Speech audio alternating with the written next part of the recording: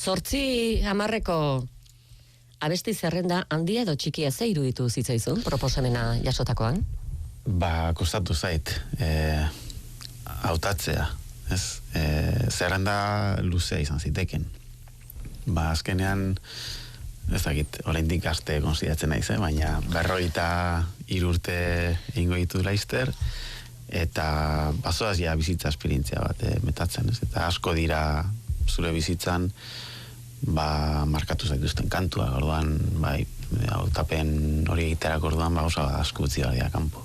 Ze torri zitzaizkizun, parrastan edo kinka? Ez, pentsatu egin behar izan nuen. Pentsatu azteko programan zer nahi nuen kontatu ere, ez? Gauza asko kontatu ditzakezu zure gustuko kantuak baliatuz, eta erabaki egin behar duzu zer nahi duzun kontatu. Eta horren arabera ere, kontatu nahi duzun hori ze kantuk ordezkatzen duten. Eta kosta? Bai, naiz kontatzekoa. Asko kostatzen zait personalak diren gauzak publikoan jartzea edo haukate erreparo bat hor.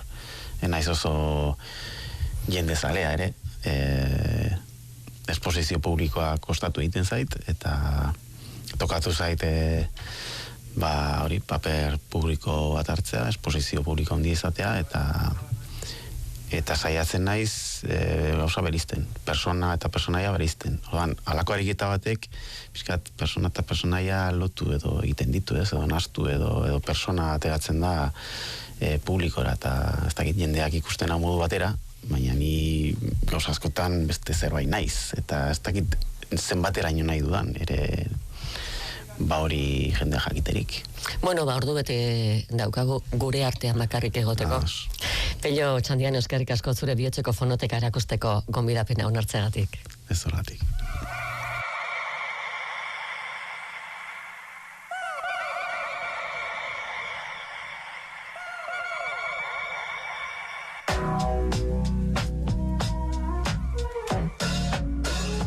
Pello Otxandiano, kanpo Otxandiokoa. Euskal Herria Bilduren ordezkari legebiltzarrean eta baita bozeramal ere. Politikan sartu modu publikoan eta dozena bat urtetara lehendakari gai aurkeztu zuen bere alderdiak. Txikitik handira bezala egin zuen bidea, herriko zinegotzi izan baitzen haseran, bildukoa. Herrigintza lanak eta doktoradutzarenak bateratzeko modua izan zuen, egin zuen. Telekomunikazio ingineria ordurako, Mondragon Unibertsitatean, Sueziara joan zen, izenburua esaten asmatzen ez dugun tesia egitera. Eta ezer baino lehen, zertaz egin zuen ere galdetu beharra daukagu. Pantailak dituela tartean, mugimenduan dabilen pantaila zariote den, algoritmoak, seinalea, ulertu zazuba lurtar normal izan da, zer den DVB sistema eta zer OFDMA. Pello Otxandiano telekomunikazio ingineria zu, ze tesi egin zenuen? Egia esan ez da erreza azaltzen, eta gainera ordutik ja pasar dira 14 urte, beraz teknologiak aurreratu izugarri. Orduan, nahiz eta oso sofistikatua irudizaketen alako hitzek ez, OFDM edo DVB-T, DVB-A da telebista digital terrestrea. Hori ere gainditu da, nola baiz, gaur egun telebista seinale asko jasotzen du kable bidez, eta ezain beste baita ere, biak kompatibilizatzea ditu, baina orduan, nik tesi egin nuenean, telebista inteligenteak edo ditzen dienak, gaur egun, adimendunak, ez ziren existitzen. Orduan, internet bidez jasotzen zen seinaleak, bazeukan erabilera bat, eta telebistak orduan egin zuen saltua analogikotik digitalera. Orduan, hor tesiaren helburua bazen, nola jaso telebista digitalaren seinalea rezeptore mugikorretan, mugimenduan zeuden rezeptoretan. Kasu hortan, rezeptorea mugimenduan baldin badabil, edo emisoraren eta rezeptoren artean mugimendua asistitzen bada, horrek seinalea egiten du kaltetu nola baita esatearen, eta ordan rezepzioa asko zailagoa da, eta ordan kodifikazio aurreratuak eta behar dira, zarata nolabait kentzeko eta seinalea rekuperatu alizateko. Gutxi gora bera, baina ez esatea izudana, gaur egun hori guzti hori oso gainditua dago, eta kuantikaz hitz egiten ari gara, adimen artifizialaz, eta beste gauz askotaz, eta ni zentzuetan, pixkat, atzean ditu naiz ingeniero bezala, esan behar dut. Ingelesa zen altzen nuen? Bai, tesi europearra zen, edo ditzen zena, eta orduan gutxienez partzialki ingelesez idatzia omar zen, uste dute osoki idatzi nuela ingelesez, eta estantzia bat egin bat zenuen Europako beste herrialde batean, eta nire kasuan Suedian egin nuen. Mugitzen diren pantailak edo eta egonean daudenak, politikan ere gauza bera pasatzen alda, alderdiekin? Bai, bueno, politika oroar dena, ez? Mugitzen da, eta gero eta azkarrago mugitzen da, ez? Igual, mugimendu baino behar duguna da gelditu, ez? Kasu askotan, edo sensazioa bada pizkate hiperazelerazio garai baten bizi garela, eta neurri baten nik ere ingenieritzaren mundutik eta batez ere ikerketarekin pizka gogaituta bukatu nuen, edo decepzio puntu batekin ere bai. Akademia orduan zer den, ikerketa zer den, nola publikazioen logika horretan dagoen oso txertatu, ez? Orduan da, gero eta gehiago publikatu, orduan eta meritu gehiago, eta ez da inbeste helburua zer publikatzen den, o publikatzen den horren kalitatea, baizik kantitatea, eta non publikatzen duzun, ez? Hori gehi, zeren zerbitzura dagoen, egiten den ikerketa hori guztia. Eta nire kasuan, momentu baten itxin nintzen pentsatzea, telekomunikazio mundu honez egiten gaitu hiperkonektatu, ez? Eta horrek jendearen bizitza hobetzen du, neurri baten bai, ez? Baina agian kalteak ere sortzen ditu, ez? Edo ze puntutarainoia gaudena baino gehiago konektatzeak zerbait ematen digun, ez? Gizarte gisa edo sensazioa izan dut, telekomunikazioen esparrutik baino jo izan manu elektronika potentziatik eta bar, eta ordan energia berriztagarri munduan, eta ez, nire adinkide batzuk izuten bezala. Gaur egun adibidez nirekin parlamentuan dagoen Andergoikotxea nire adinkidea izan zen, eta Montana Universitatean elkarrekin ikasi genuen, berak elektronika potentziaren bide hartu zuen, eta energia berriztagarren esparruetan eta murgildu zen, horrek gaur egun badauka, ez? Ora, buru belarri dedikatzea hortara, ze ikerketa oso exigentea da, karrera akademikoa egiteak asko exigitzen dizu, ez? Entrega handia, eta, bueno, igual asebeteko nindukeen gehiago, ez? Baina telekomunikazioetan aritzea gaur egun, ez dakit, ez dit gehiagi izaten egia esateko. Hitzak komunikazioa du? Bai, baina komunikazio motako komunikazioa, ez? Ez da egitago esan behar, baina hasia hitz egiten telebistaren eta irratiak eta balako elkarrezketa batek ematen duen patxada, ez?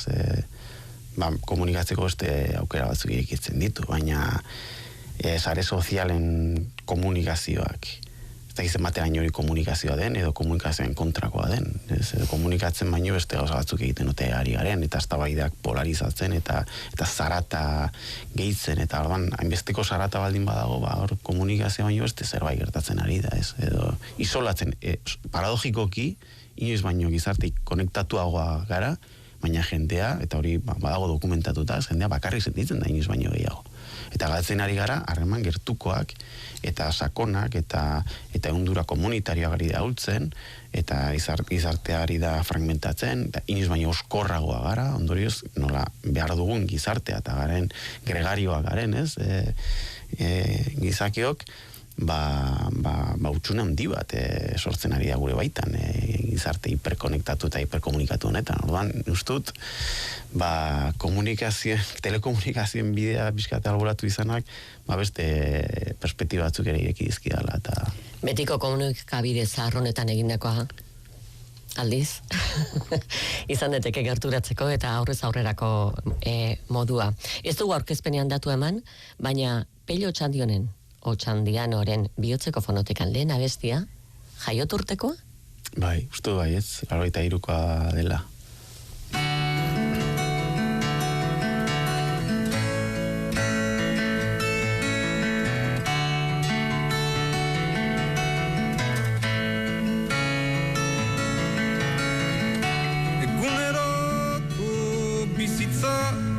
Gatza bezen lako labeso moruak isurtzen hasi zenean.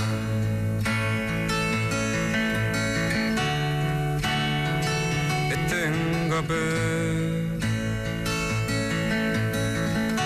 Otiz redin badiako kaian eseritzen haide plano eroriei kantatzeko. Ta sagarraren loreek su hartu zuten eta niri odolasi zitzaidan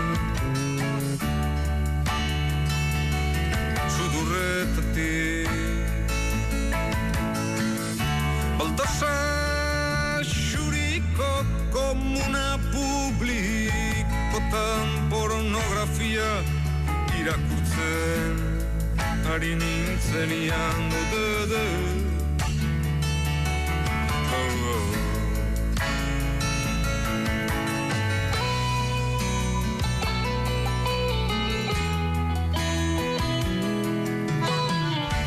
Eta alkimistek txosten bat eman zuten argitara plusbaliaren aldea saldu zera bat. Homosexual bota zituzten arrazoi komertziala zirela merio.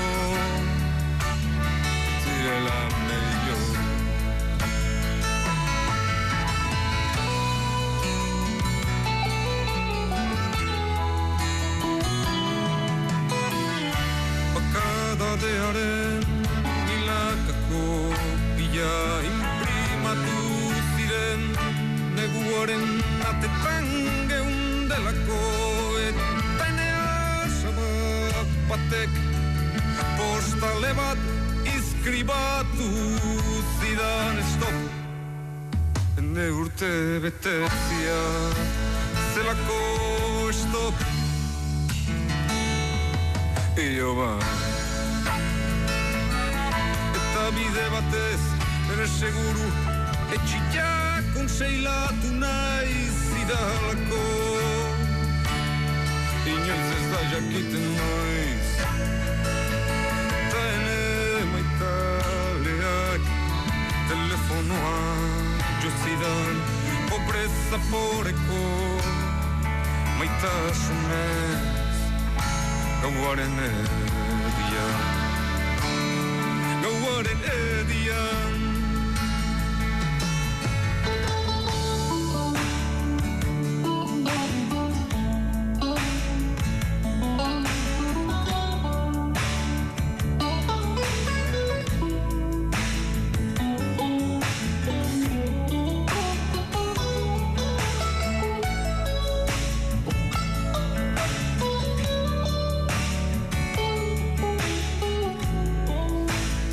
Eta abesti adinkide hau?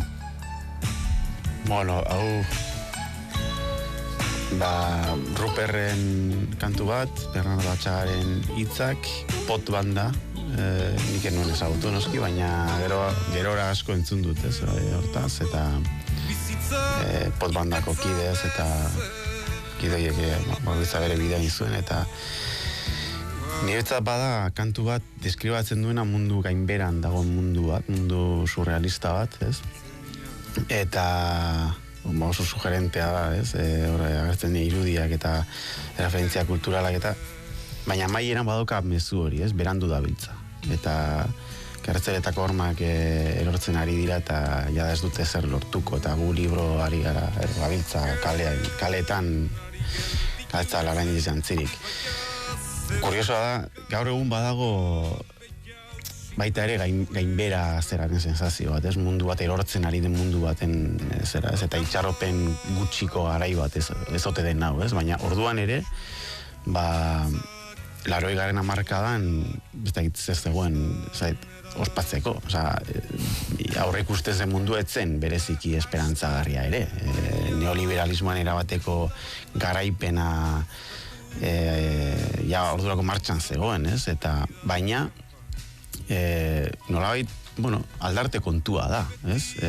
Bai, dena ilun ikusi dezakegu momentu baten, baina beti sortu daiteke indar bat, baldin gai bagara iluntasun hortatik pentsatzeko, agian berandu dabiltzala, eta libertatea irabazteko moduak ere badaudela, ez? Iruditzen zait hori oso sugerentea, garai baten amiltzea, nola deskribatu daiteken eta aldi berean jarrera hori hartu, ez? Baina lasai, berandu dabiltza eta badator beste mundu bat, ez? Zu bazara, zure garaiko semearen ordezkari? Bai, ni sensazioak bi garaien artean horrez, zubi bat gurutzatu dudala, ez? Enaiz natibo digitala, ezagutu beste garai bat, pantailari gabeko garaia, beste politika beste erabatera ere ulertzen zen garai bat, konpromisoa ere beste erabatera ulertzen zen garai bat, nitasuna eta gutasunaren artean beste oreka bat zegoen garai bat, baina tokatu zait salto egitea beste mundu batera eta beste garai batera oso ezberdina, ez? Eta hor garai hortan veteranoa gara, baina beste batzuen aldean ere berriak, eta tokatu izan zaigu garai hau interpretatzea eta gure aurretik joan diren hoiei nolabait esatea izu hemen gauzak bestera batera datoz eta mendidoa gauzak, ez? Naiz eta guk beste batzuen aldean, gu baino gazteagoa diren aldean, gu konturatu garen igual ere pixkate zahar gelditu garela, ez? Gauza batzuk interpretatzen orduan.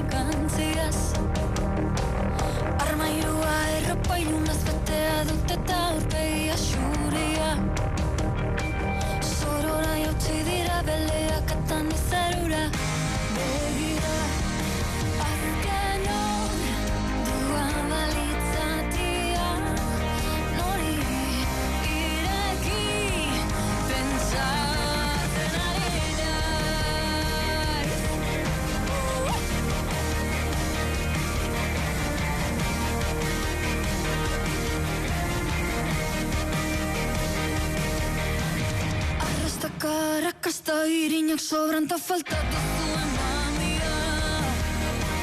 Ferraturiko antzarek liberatu egin dituzte zure zaldia.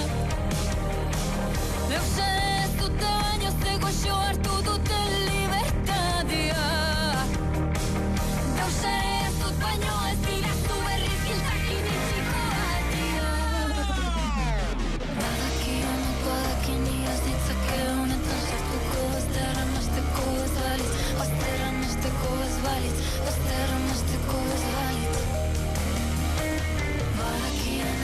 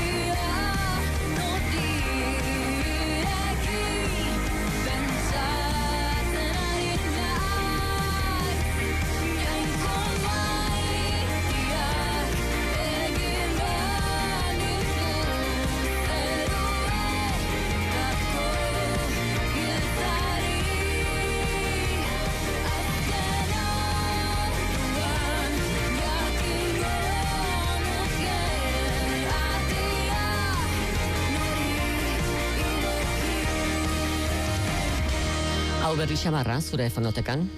Bai, hau igual bada hots bat, ez? Mundu hau ni baino beto interpretatzen dakiena, ez? Gazteagoa eta emakumea, ez? Uste du kantu badela, libertade personalaren gorazarre bat, ez? Eta hori bada guretzat, niretzat, nire belaunaldintzat, eta nire belaunaldiko gizonentzat gehiago, igual kostatu izan zaigun gauza bat ulertzen, ez? Zegu, esan dakoa, ezagutu du garaiban, non kolektiboak zeukan pisu guztiak, kasik, persona eta nitasuna ezabatzeraino, ez? Eta hemen, aldarrekatzen da, hori, askatasun personal hori, ez? Ez deus ere ez dut, baina ez diazu berez ditxiko atea, ez dut, ez zaten duela. Eta orduan, horren kontra ere, horrekin pixkat aserretu izan gara momentu baten, ez dugulako beste ondo ulertu, ez? Nitasuna eta gutasuna ustartu daitezke, ez? Eta ulertu gara da, nitasunak, nitasuna gutasuna horrekin harremanetan jartzearekin, igual gauzak hobetu, kolore gehiago osatzen dugula, gauzak bestera batera egiteko moduak irekitzen direla, bide berriak irekitzen direla. Eta hori, bada zerbait, kostatu izan zaiguna. Orduan, uste dut hori egin ziarte badela gaur egungo kultur panoraman, euskal kultur panoraman, hotxe importante bat. Eta gaztea, ni baino gazteagoa eta emakumea. Negua heldu zaigu bizkor, egia esango izago, abenduak 19 ditu, gaur ez zaitut deitu, txiste bat musu bi pantailan, komete la vidaren bat, disfruta de la vida, chaval, zure abukatu da, Bob Dylan ikusi genuen, oroitzen zara zeinen txarra, Bruce Springsteen nirekin ikusi, nahi zenuela badaki, el canto del locoren bat, Iruñeko zezen plaza, Patti Smith Donostian eta Green Day Barcelona, musikarena aitarena, La Gracia y el Salero zurean, Hamaika kontzertu zurekin eta orain Malko eta Irriak gaur ez zaitu alboan distantzian eta ezinen dizut besarkadari musurik eman, maite zaitu dala ez dizunik sekula esan, hartu kantu hau maite zaitut baten gisa, maite zaitut baten gisa.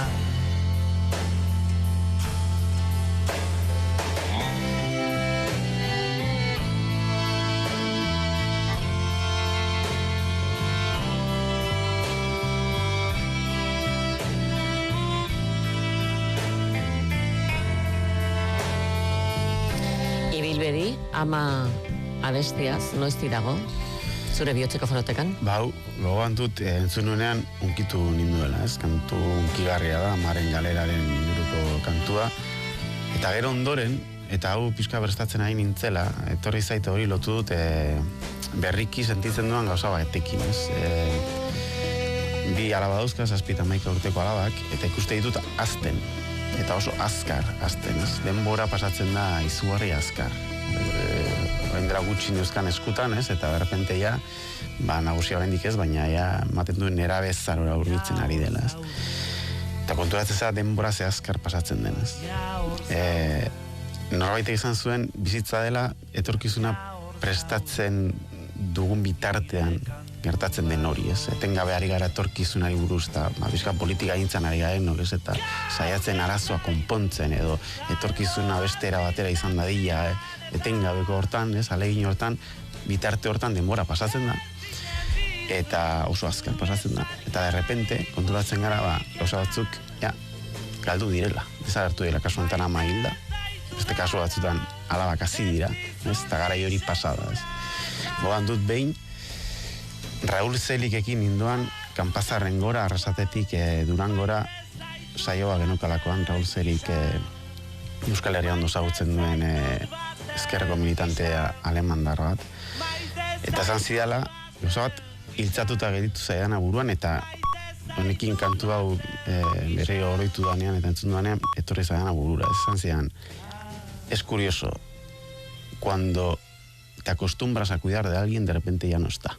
Bera ari zen bere alabagatik, orduan 20 urte zuzkan eta etxetik alde izuen, ez? Eta, de repente, eta ez dakit nola atera zen hori, ari ginen, ez dakit, hariko ginen, ez dakit horoko eran bizitzaz, ez dakit politikaz, Euskal Herriaz, ez dakit Europaz, ez dakit, baina de repente hori izan zuen, ez?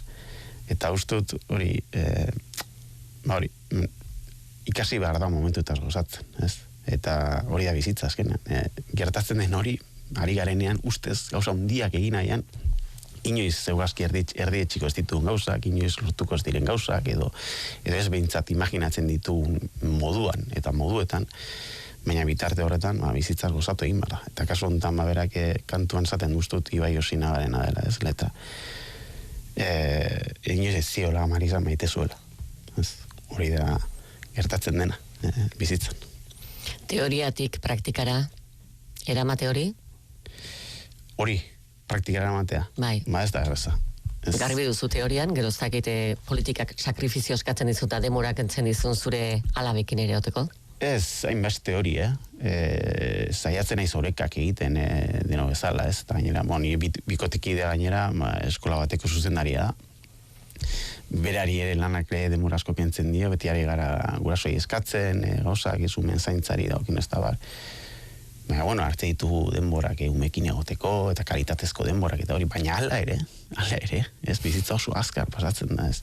Eta batzutan badukazu sensazio hori, edo zure buruari galdera horiek ere egiten dizkiozu, zer da hemen importante, ez. Zenbateraino, eta ez da esatea, ez importantea da bizitza, eta jazta ez, eta individualismoaren gorazarre hori egitea, ez. Baina, ustartu behar da, zein noait gizartea aldatzea eta hori bada harremanak zaintzea eta momentu horiek ondo bizitzea, ez?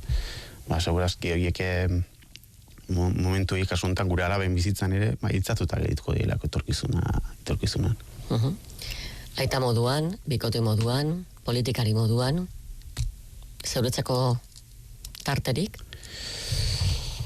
Zeure gustoko musika entzuteko adibidez? Hori ere zaila. Musika entzun, irakurtzeko denbora gutxi. Irakurri asko, baina irakurri politikoa, txostena, artikulua, prensa, ez?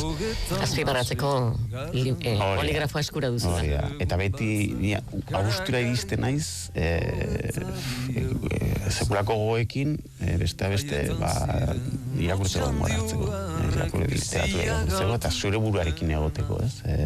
Eta zure burua zaindu gutxi egia zan. Hori ez, militantzia politikoak eta denbora asko hartzen du, gero familiak hartzen du denbora, eta zuretzako egiten denbora da, ez da, astean behin ordu erdizko horrika egiteko edo mendibueta bat emateko denbora. Gazteiz aldetik, iegazkinak, urratu eben zeru muga, handikonako plaza gainean, zuertatu zan rumba. Papelak die, diarkaumeak zerura, handikonako errekatxoan laster gorritu zanura, laster gorritu zanura. Herrizarra tabarrie, biziguraz beti,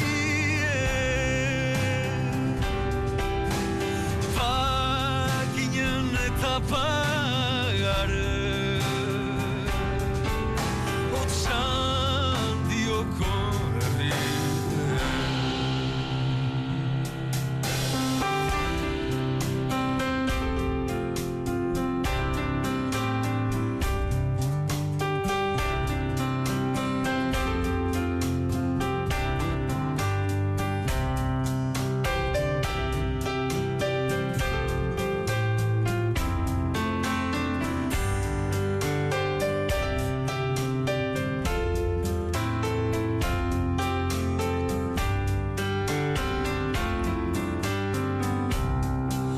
Otxandio arre, jakin eben ze, kolore eukan bengantzak.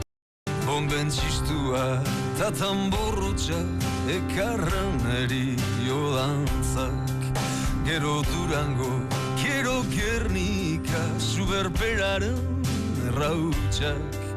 Txingar bizitan mantendu ditu kontatzeko esperantzak. Kontatzeko esperantzak.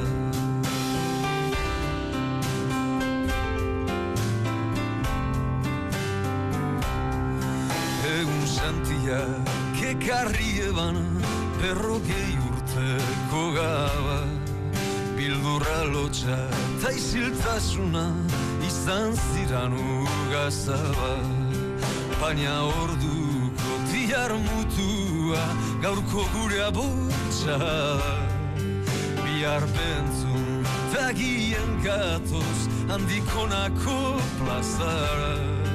Handikonako plazara. Herri zarrata barrie, biziguraz beti, baginen eta bagare, Otxandioko berrie. Bueno, Otxandian okeztu baztuta, nongoa den? Bai, kantu hau Mikel Urdan gainik abesten du, baina doinu originala ez da berea, Txomin Bengoa nire herrikidearena da, bera kantugilea da eta kulturgilea, eta letrak Unai Iturrigarena dira. Eta kantua abesten da urtero Otxandion egiten den omenaldian. Otxandio bombardatu zuten 1996ko ustaiaren 22an, altxamentu fascistatik 4 egunetara jaietan ginen. Aurten 80 urte betetzen dira, eta bertan abesten da urtero kantua, beraz, Otxandion esan nahi handia duen kantua da. Bombardaketa hartan, egun hartan, hil zen nire birraitona, hil zuten nire birraitona eta bere bi seme. Eta nire birramonak, biramamak, Bilbora alde egin zuen, beste 5 semalabekin, eta ordunaldi estrauterino bat zuela. Basurto nago zen ingresatuta ustut hilabetez, eta momentu baten erabaki zuten, aukera hon zen, seme alabak Ingalaterra bidatzeko barkuz, baina erabaki zuten Bilboan gelditza eta bertan hilko baziren, bertan hiltzea. Ondoren, birama hil zen oso goiz, segurazki osasun arazoen gati, uste tuberkulosi hartu zuela, baina esango nuke asko, senarra galdu zuen, bi seme galdu zituen, eta ez zuen etorkizun ikusten, gerra ostean, eta bar. Hori da jende askoen historia. Eta ni Otxandioko omenaldi hortara urte luzez amamarekin joan nintzen, edo amaman zegoen, ez? Eta kuriosoa da nola, garai hori bizi izan zutenek, jakin izan zuten barkatzen, ez? Ze Otxandion urte luzez gerra ostean, elkar bizi zuten mugimendu fascista horren arduradunak izan zirenak eta biktimak izan zirenak. Biktimak oso modu dramatikoan izan zirenak, ez? Eta, isiltasun handia hon zen, baina momentu batetik aurrera isiltasun hori hautsi zen eta berreskuratu zen historia hori guztia, eta jakin izan da modu esango nuke osasuntsu batean egiten erreparazioarik eta bat, ez? Egia jakinda, memoria eginda, erreparazio ez ofizialaz, bertan arduradunak izan zirenak kondekoratu egin zituzten, ondoren demokrazian, Juan Carlos Lehenak eta Felipe González presidentea zela. Ángel Salas Larrazabal izan zen piloto frankistetako bat, eta Orduñan izan da Semeku Jon izendatua urte luzez, 2011 hartu ustut. Ezen inolako erreparaziorik egin, baina bai egin da ariketa komunitaria ustut oso osasuntsu eta osasungarri bat. Familian jaso duzu, zure amamaren ahotik, transmisio izan da? Bai. Zure alabei ere kontatu diezu?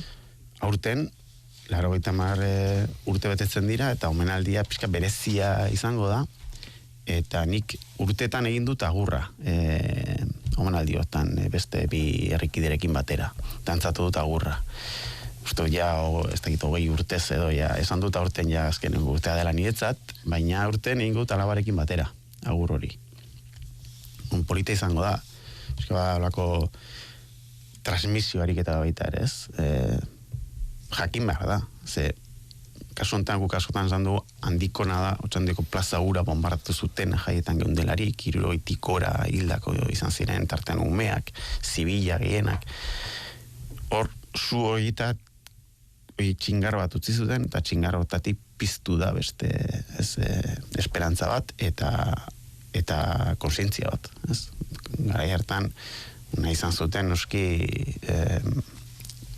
herri baten aurka egin, ez bakarrik ezen gerrazi, espainolen arteko gerrazi izan hori baino, soilik izan, hori baino askoz gehiago izan zen. Eta Euskal Herria ezabatu nahi izan zuten, Euskal Herriak erresistentzia egin zuen, eta galdu egin zuen gerra hura, eta ondoren hemen egon zen gerra ostean derrotatuak egon ziren, baina hor txingar batzuk gehitu ziren, eta hortik piztu da, beste belaunaldi batzuk piztu dira, eta transmisio hori gertatzen ari da. Nik ikuste du nire alabengan ere, beste modu batera, eta bida zeurrun gehitzen zaien, ez da mundura indiferentean jaio diren, baina badago konsientzia hori ernaltzen ari zai. Eta zu agur eta horrez, dantzan. Gainerako dantzetan, zer moduzko dantzaria zara? Ez dute dantza gehiago egiten, egia esateko. Eta gainera espaldien aizola dantza giron eta ibili.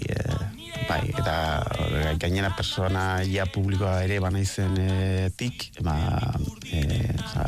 evento masiboak eta zehatzen ekiditen. Naiz asko ibili, kaletan.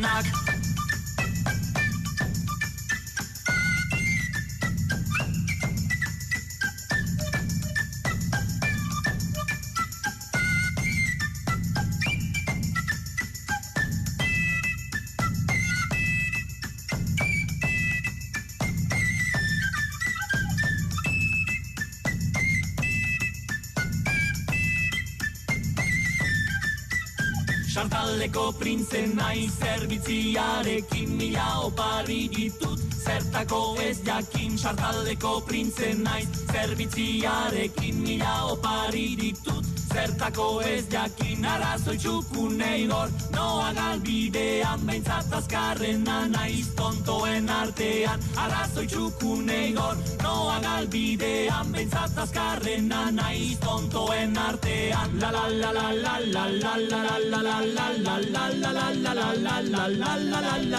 la la. Ze behar du abesti batek, Pello Otxandiano harrapatzeko? Bakasu hontan, hau da, alabek eskatzen duten abesti bat kotxean oazenean. Sarri eskatzen duten abesti bat.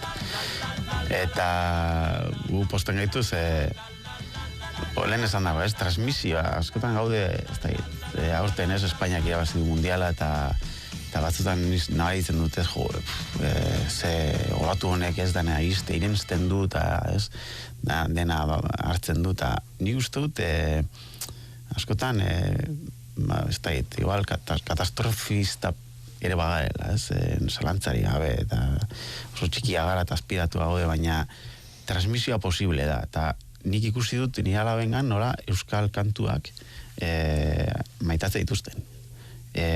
Asmatu gara transmisio moduetan.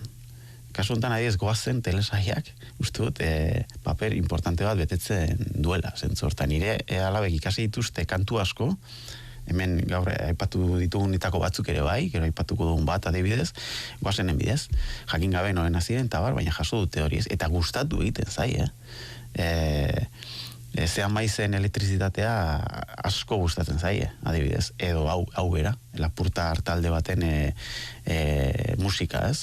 Eta askatu egiten dute, eta orduan, bueno, eta horrekin batera gogoratu dut, nola kotxean emate dituen momentu hiek, familian, umeekin, badiren kalitatezko momentuak. Ni gogoratzen ditut, nire umezaroko kotxe oporretara gindoazenean, kotxeko ordu haiek gogoratzen ditut.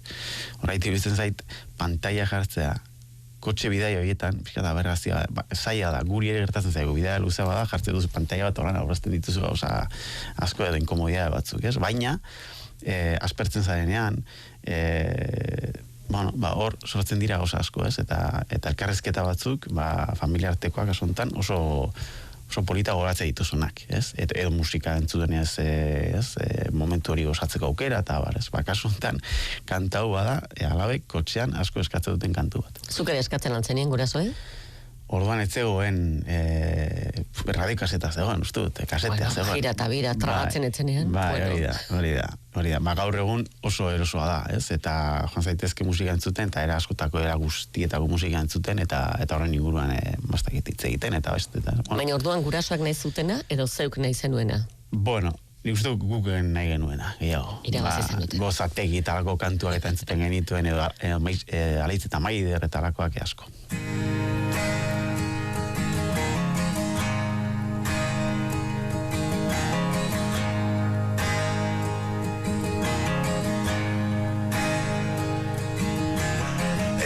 Koroen zainez gara inoiz egon, baina zerran guri zer den txarreta zergon.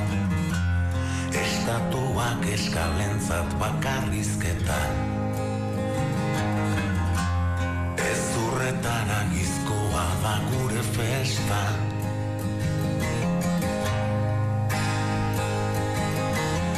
Ondondoratua txarto oratua, azturak badakizein den gure autua. Gaua putzua bada ezin naiteke alda. Gaua xamurra bada, xamurrenen balda. Aire garbia burra zigarroaren kea.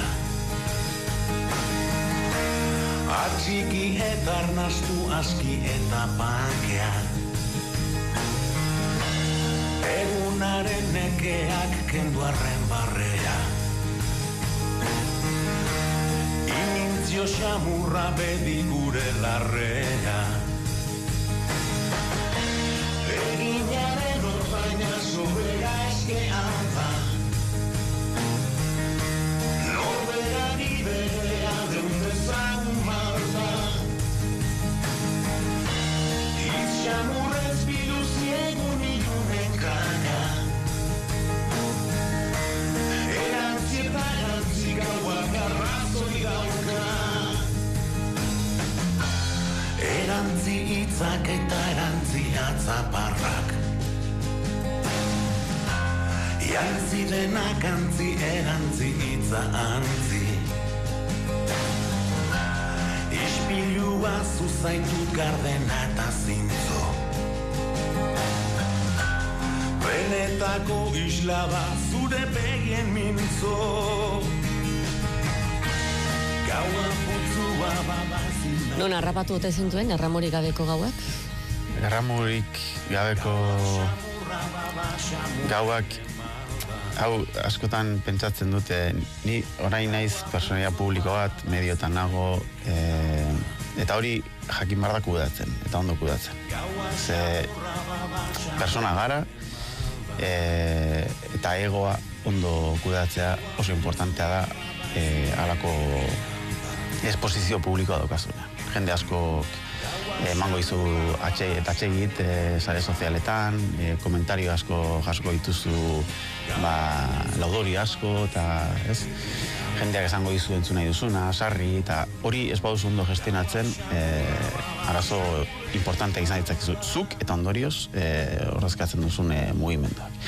Eta honek, hori izaten duz, ez uraragizkoa da gure jaia edo gure festa, ez? Eta erramuri gabeko koroak.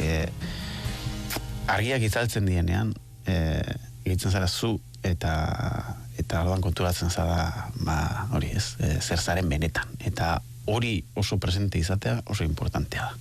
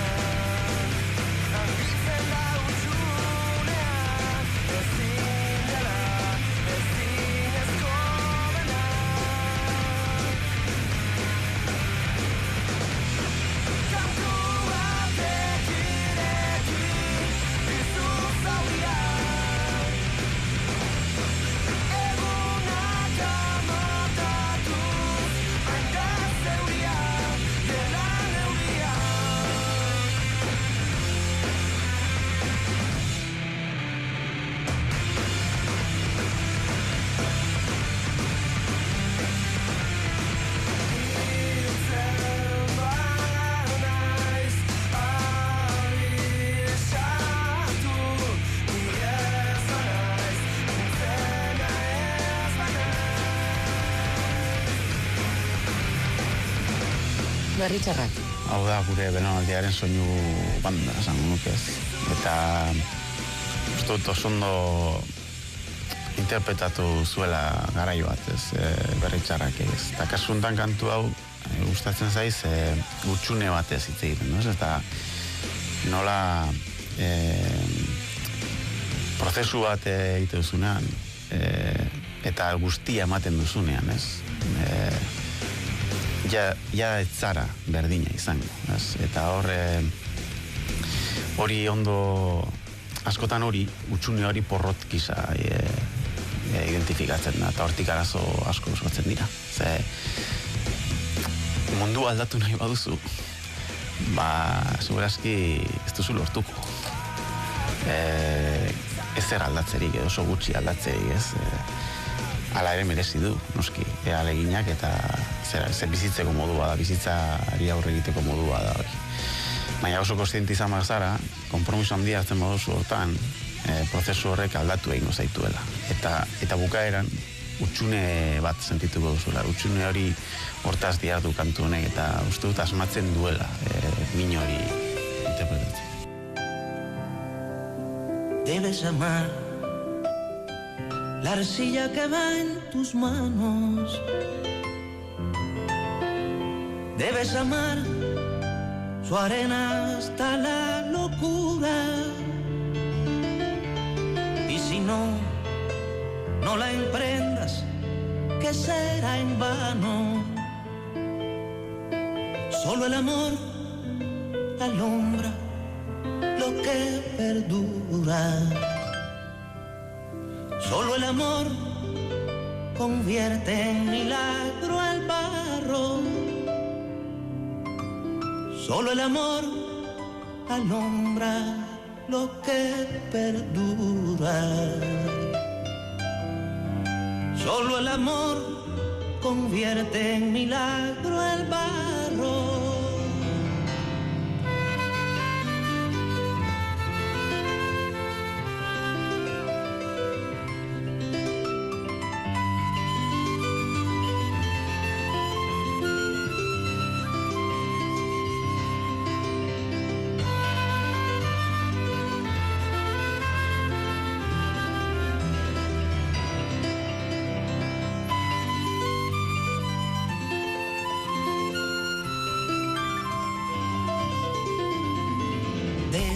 Amar el tiempo de los intentos.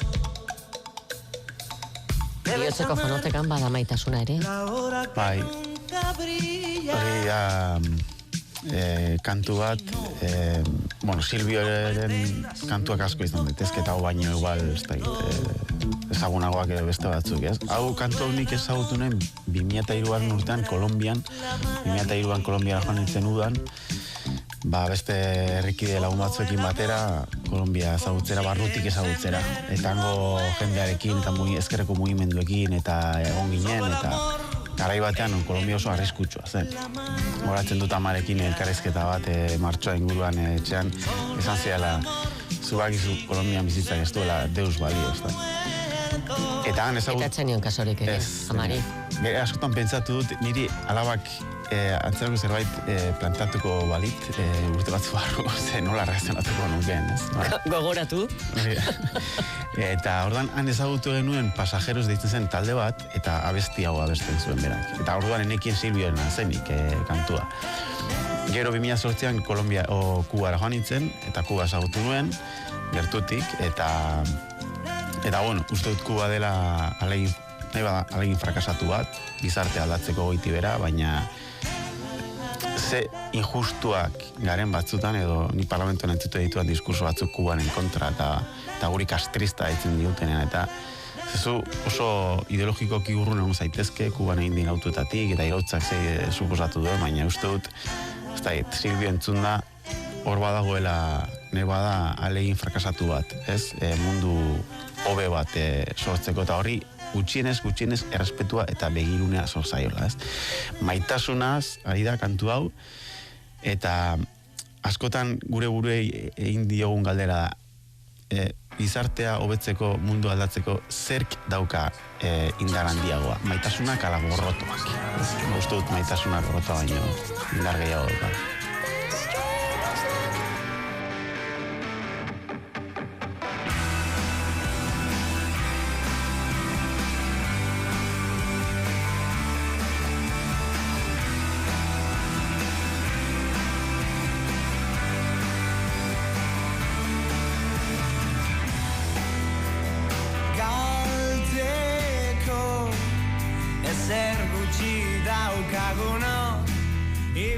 Bi hitzetan esateko modurik bai Izaki Gardenak zergatik? Amaieratik hasi, amaiera guztia dira hasiera bat izan daitezke, ez? Hasi dugu berandu Ruperren kantuarekin, ez? Eta hori gainbera bat, ez? Intuizio badago aro baten bukaerarena, ez? Berandu daia da. Eta honek esaten diguna da, amaiera guztia izan daitezkela hasiera berriak, eta uste dute badagoela hasiera berritarako aukera badaudela. Love is strange. Oh, when there's beauty on the inside, the outside there's nothing to Zuhurtziaz datorrela garbi utzi digu lehen unetik Pello Otxandianok. Politikoa eta pertsona pereiztu nahian. Ezagutzen ez duenari, ze ezagurutarazi nahi dion edo nahi ote dion ere zalantzan jarriz. Beraz, bihotzeko fonoteka, pentsatutako fonoteka, politikariek hitzak diskurtsorako hautatzen dituztela gogoan Izaki? Egindako lanak eta bideak zaharkitu daitezkela eta atzendu segitutik garbi. Gainbera doan mundua aipatzen zuen kantuaren garaian jaioa, berak aurrekoei esan bezala aldaketa datorrela sentitut entzun behar duela jakitun da. Orduan bezala, ote, ze ospaturik, ze iraulirik?